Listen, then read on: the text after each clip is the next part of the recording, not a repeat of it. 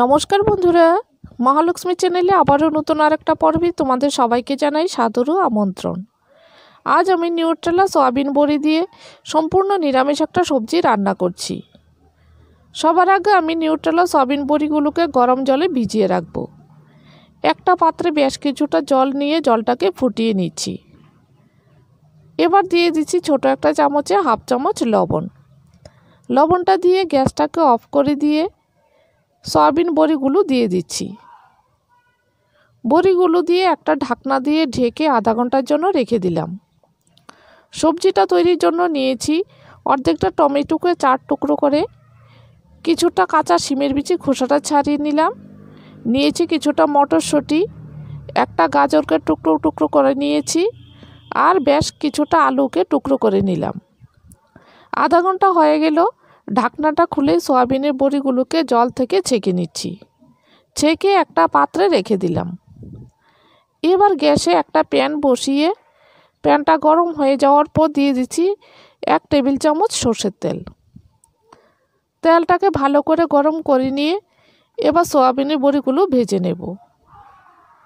সয়াবিনের বড়িগুলো দিয়ে নেড়ে চেড়ে সয়াবিনের বড়িগুলো ভেজে নিচ্ছি। এবার আমি আর লবণ দিচ্ছি না। সয়াবিনের বড়িগুলো ভেজানোর সময় লবণ দেওয়া ছিল, সেই জন্য আর এখানে লবণ ব্যবহার করিনি। কিছুক্ষণ ধরে নেড়ে চেড়ে সয়াবিনের বড়িগুলো ভেজে নিচ্ছি। 5 মিনিট ধরে সয়াবিনের বড়িগুলো ভেজে নিলাম। সয়াবিনের বড়িগুলোর গায়ের উপরে বাদামি রং ধরা শুরু হলো। সয়াবিনের বড়িগুলো ভাজা হয়ে গেল। এবার একটা পাত্রে নামিয়ে নিচ্ছি।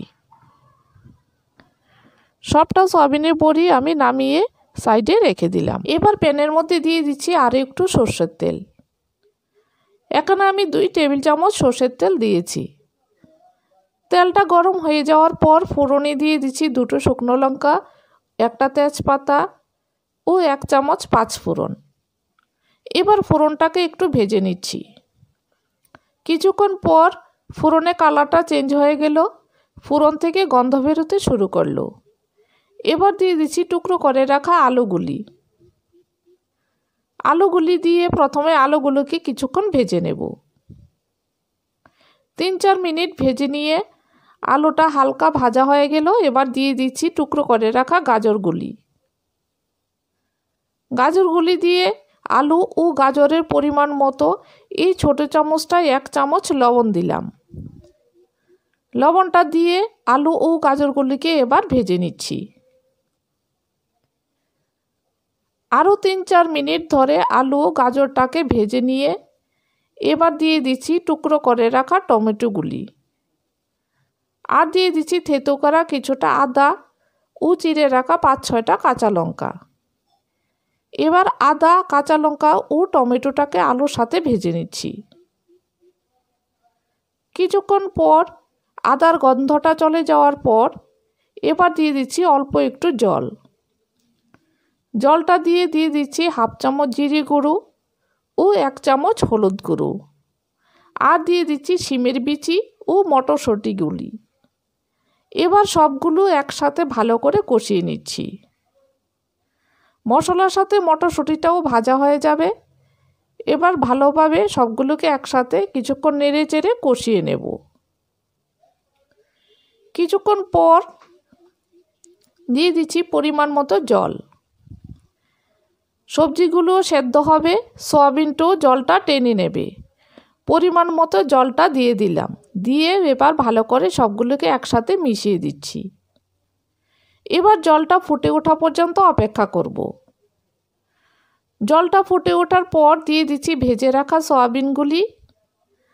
আর দিয়ে দিচ্ছি পরিমাণ মতো বা স্বাদ অনুযায়ী এই চামচটায় প্রায় 1 চামচ লবণ। আর দিয়ে দিচ্ছি অল্প একটু চিনি।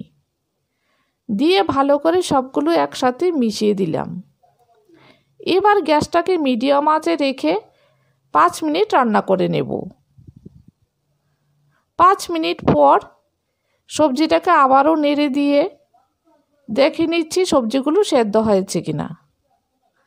আলুটা ও গাজরটা সেদ্ধ হয়ে গেল। শিমের বিচিটাও সেদ্ধ হয়ে গেল। এবার দিয়ে দিচ্ছি কুচিয়ে রাখা বেশ খানিকটা ধনেপাতা। ধনেপাতাটাকে উপর থেকে ছড়িয়ে দিয়ে আবার সবজিটার সাথে ভালো করে নেড়ে মিশিয়ে দিলাম। নেড়ে গ্যাসটাকে লোতে রেখে আরও 1-2 মিনিট রান্না করে নিলাম। রান্না করে গ্যাসটাকে অফ করে দিলাম। নিউট্রেলা নিরামিষ সবজিটা তৈরি হয়ে গেল। একটা প্লেটে নামিয়ে নিচ্ছি।